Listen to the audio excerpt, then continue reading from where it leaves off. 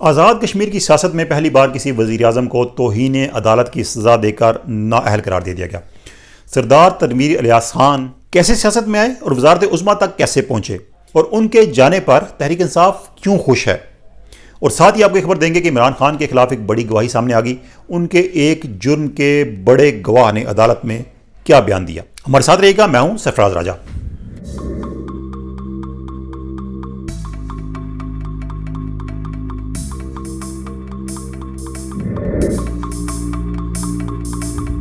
تو دوستو، تنویر الیاس خان پہلے وزیر اعظم آزاد کشمیر کے جن کو عدالت نے نااہل کیا، ان کو توہین عدالت کی سزا سنائی گئی اور اس میں انہیں ٹل رائزنگ آف دی کورٹ یعنی کہ عدالت کی برخاستگی تک کی سزا تھی، یعنی کہ چند سیکنڈ کی سزا نے ان کو وزارت عظمیٰ کی سیٹ سے اتار باہر کیا۔ تو دوستو، اسلام آباد میں ایک بلڈنگ ہے سینٹورس، جو کہ اسلام آباد کی پہچان بنی، اور یہی سینٹورس تنویر الیاس خان کی پہچان بنی کیونکہ وہی اس کے مالک کے طور پہ سامنے آئے۔ سردار گروپ آف کمپنیز جو ہے وہ دراصل سینٹورس کی مالک ہے، اور یہ کمپنی جو ہے اس کے جو آنر ہیں وہ سردار الیاس خان ہیں، جو کہ تنویر الیاس خان کے والد ہیں۔ ان کے اور بھی بیٹے بھائی اس کمپنی کا حصہ ہیں، شیئر ہولڈر ہیں، لیکن میجورٹی شیئر جو سینٹورس کا ہے وہ سردار گروپ آف کمپنیز کے آنر سردار الیاس خان کے پاس ہی ہیں۔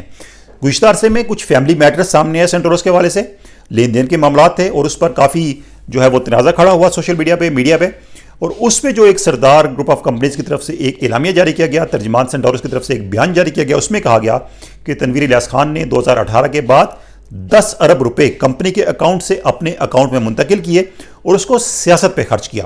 تو دوستو، تنویر الیاس خان کو اگر ہم دیکھیں تو وہ گزشتہ 6 سال پہلے یا 5 سال پہلے چلے جائیں تو ان کا سیاست میں شاید کہیں نام نہیں تھا۔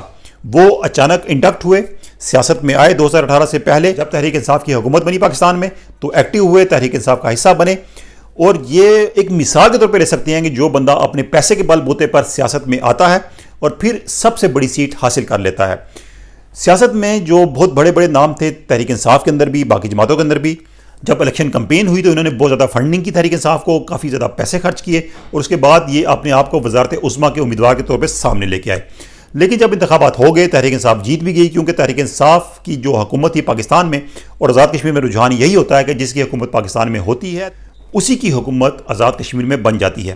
تو اس لیے آزاد کشمیر میں جو سیاستدان ہوتے ہیں، جو کہ پارٹیاں بدلتے ہیں، تو وہ نظر رکھتے ہیں کہ پاکستان میں کس کی حکومت ہے اور اسی پارٹی کا وہ حصہ بن جاتے ہیں حکومت میں آنے سے پہلے، الیکشن سے پہلے۔ تو یہی ہوا، تحریک انصاف میں بہت سے لوگ شامل ہوئے جو کہ دیگر جماعتوں کا حصہ تھے، بالخصوص نون لیگ جو کہ اس سے پہلے آزاد کشمیر میں حکومت میں تھی۔ تو تنویر الیاس خان نے بھی اپنے آپ کو ایک وزارت عظمیٰ کے امیدوار کے طور پہ سامنے لے کے آئے، لیکن جب انتخابات ہو گئے، تحریک انصاف جیت گئی، تو اس کے بعد کیا ہوا؟ عمران خان نے عبدالقیوم خان نیازی کو وزیر اعظم بنا دیا، جن کا نام کسی بھی طرح اس دوڑ میں شامل نہیں تھا۔ وہ اس سے پہلے مختلف جماعتوں سے الیکشن لڑ چکے تھے، اسمبلی کے ممبر رہ چکے تھے، پرانے سیاسی کارکن ہیں، لیکن وزارت عظمیٰ کی دوڑ میں شامل نہیں تھے، بلکہ وہ تو لابنگ کر رہے تھے کہ ان کو کوئی وزارت مل جائے۔ تو اچانک ہی قرہ فعال ان کے نام نکلا اور وہ وزارت عظمیٰ کی کرسی پر بیٹھ گئے۔ ایک سرپرائز ڈیسیژن تھا آزاد کشمیر کے لوگوں کے لیے بھی، ایون عبدالقیوم خان نیازی کے لیے بھی، اور وہ خود کہتے ہیں کہ ان کے پاس تو حلف لینے کے لیے کپڑے بھی نہیں تھے، اور انہوں نے کپڑے بھی کسی سے لیے حلف لینے کے لیے۔ تو یہ ایک سرپرائز تھا، اور تنویر الیاس خان کے لیے بھی ایک بڑا دھچکا تھا، کیونکہ وہ اپنے آپ کو وزارت عظمیٰ کے امیدوار کے طور پہ سامنے لا چکے تھے، اور وہ اس امید میں تھے کہ وہی وزارت عظمیٰ کی کرسی پر بیٹھیں گے۔ لیکن جب الیکشنز ہو گئے، عبدالقیوم خان نیازی وزیر اعظم بن گئے، تو سردار تنویر الیاس خان نے بھی اپنی کوششیں جاری رکھی، اگرچہ ان کو تو سینئر موسٹ وزیر بنا دیا گیا تھا، سینئر وزیر کے عہدے پر فائز تھے، لیکن وہ مطمئن نہیں تھے، وہ چاہتے تھے کہ وزیر اعظم بنے۔ کوششیں چلتی رہیں، جوڑ توڑ، بیک ڈور رابطے، بیک ڈور سازشیں ہوتی رہیں، جو بھی آپ کہہ لیں، اور ہوا یہ کہ چند مہینوں کے بعد وزیر اعظم کے عہدے سے ہٹا دیا گیا عبدالقیوم خان نیازی کو، اور گزشتہ سال اپریل میں، یعنی کہ اپریل 2022 میں جب عمران خان کی حکومت ختم ہوئی، آزاد کشمیر میں حکومت بنی تنویر الیاس خان کی، اور وہ وزارت عظمیٰ کے عہدے پر بیٹھ گئے۔ اس دوران بھی ان کی جو زبان تھی اس کے حوالے سے مختلف چیزیں سامنے آتی رہیں کہ وہ لوگوں سے مس بہیو کرتے تھے، میڈیا سے انہوں نے کئی بار مس بہیو کیا، صحافیوں سے بھی ان کی کنٹروورسی سامنے آتی رہی، پیسے دینے کے تانے دیتے رہے وہ صحافیوں کو بھی، اور ایک اور کمپین تھی ان کے خلاف، مختلف جو بیوروکریسی تھی ان کی طرف سے سامنے آئی تھی کہ وہ میٹنگز میں شریک نہیں ہوتے، رات کو جاگتے ہیں، دن کو سوتے ہیں، تو میٹنگز ان کے بغیر ہی ختم ہو جاتی ہیں یا میٹنگز ہو ہی نہیں پاتی۔ تو اس طرح کی کافی چیزیں سامنے آ رہی تھیں۔ تو گزشتہ دنوں بھی انہوں نے ایک تقریر کی جس میں انہوں نے جوڈیشری کے خلاف کچھ باتیں کی۔ کے لیے 5 ارب کی معاونت یعنی $15 ملین ہمیں دینے کی آزاد کشمیر کی مدد عدالت میں 2.5 مہینے ہو گئے جب کام ایوارڈ کرنے پہ آئے، پہلے म्यूजिकल चेयर खेली जा रही थी। मैंने कहा कौन दो, 15 मिलियन उन्होंने दिए। मैंने कहा 30 मिलियन में और लाके दूंगा, इसी थाने से लाके दूंगा, मैं जाऊंगा जदा। लेकिन मस्जिद अदालत स्टे दे के बैठी।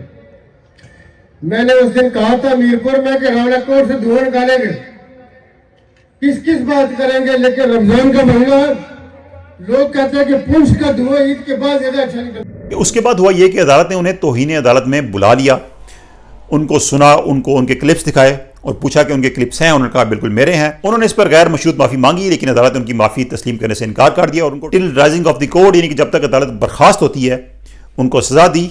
चंद सेकंड की सज़ा थी। इसी तरह की सज़ा पाकिस्तान में यूसुफ रज़ा गिलानी को दी गई थी और वो 5 साल के लिए सियासत से ही बाहर हो गए थे, तो इनको भी यही सज़ा दी गई। लेकिन इनको अदालत ने एक रायत ज़रूर दी और अदालत ने यह कहा कि आप चूंकि सरेंडर कर रहे हैं अदालत के सामने, आप माफ़ी मांग रहे हैं, तो इसलिए आपकी सज़ा सिर्फ 2 साल के लिए होगी, नाहली की सज़ा, यानी कि 2 साल वो नाहल रहेंगे और आइंदा इंतखाबात में वो हिस्सा ले सकेंगे। लेकिन इस 2 साल के अरसे में वो ना ही किसी हुकूमती ओहदे पर और ना ही किसी सियासी ओहदे पर रह सकेंगे। तो ये एक बड़ा धचका था सरदार तनवीर इलियास खान के लिए, लेकिन तहरीक इंसाफ इस पर खुश है। खुश इसलिए है कि जो पाकिस्तान में सिनेरियो चल रहा है कि पाकिस्तान में भी इस तरह की सूरत हाल है कि हुकूमत इलेक्शन कमीशन के अहकामात नहीं मान रही, वो अहकामात जो कि उसको सुप्रीम कोर्ट ने दिए थे। तो तहरीक इंसाफ ये उम्मीद लगा बैठी है कि सुप्रीम कोर्ट वज़ीर-ए-आज़म को बुलाएगी और उनको नाअहल करा देगी। इसलिए वो इसको एक मिसाल के तौर पे ले रहे हैं कि जैसे आज़ाद कश्मीर में हुआ वैसे पाकिस्तान में भी होना चाहिए और हो सकता है। तो इसलिए तहरीक इंसाफ इस पर खुश है। लेकिन आज़ाद कश्मीर का नया वज़ीर-ए-आज़म कौन बनने जा रहा है, इस बारे में बताएं कि अब्दुल कयूम खान नियाजी, जिनको वज़ीर-ए-आज़म बनाया गया था, उनको फिर हटा दिया गया था। साजिशें हुई थी या कोशिशें हुई थी, कुछ भी हुआ था, लेकिन उनको चंद ही महीने के बाद वज़ारत उज़्मा से हटा दिया गया था। अब उनकी फिर मुलाकात हुई इमरान खान से और तवक्को की जा रही है कि वज़ारत उज़्मा का हुमा एक बार फिर उनके सर बैठे और फिर वो वज़ीर-ए-आज़म आज़ाद कश्मीर बन जाएं। सरदार तनवीर इलियास खान अपनी कोशिशें कर रहे हैं। उन्होंने फिर सुप्रीम कोर्ट से रजू किया, तो सुप्रीम कोर्ट ने उन्हें 2 हफ्ते का वक्त दे दिया और 2 हफ्ते में जवाब पेश करने की हिदायत की। फौरी रिलीफ उनको नहीं मिल सका। तो अब इस 2 हफ्तों में तो आज़ाद कश्मीर में नए वज़ीर-ए-आज़म का इंतखाब हो जाएगा। तो फिर उसके बाद सरदार तनवीर इलियास खान अगर बहाल होते हैं तो वो एक मेंबर असम्बली की हैसियत से बहाल होंगे, वज़ीर-ए-आज़म की हैसियत से नहीं। तो सरदार तनवीर इलियास खान के लिए एक बड़ा धचका, लेकिन तहरीक इंसाफ इसको एक अपने फ़ायदे में इस्तेमाल करने की कोशिश कर रही है और पाकिस्तान की सियासी सूरत हाल के हवाले से वो चाहते हैं कि इसको एक मिसाल के तौर पे सुप्रीम कोर्ट में पेश करें और अपने हामियों के सामने पेश करें। तो ये सूरत हाल थी कुछ आज़ाद कश्मीर के हवाले से। पाकिस्तान के हवाले से बताएं कि पाकिस्तान में एक अहम केस चल रहा है इमरान खान के खिलाफ, और वो ये है कि इमरान खान ने इद्दत में निकाह किया था। उनका जो निकाह था वो दुरुस्त नहीं था। अब इद्दत क्या होती है? इद्दत ये होती है कि जब किसी खातून को तलाक होती है तो उसके बाद 3 माह का वक्त होता है, 3 माह में वो निकाह नहीं कर सकती। 3 माह के बाद उसकी इद्दत ख़त्म होती है, फिर वो निकाह के काबिल हो जाती है।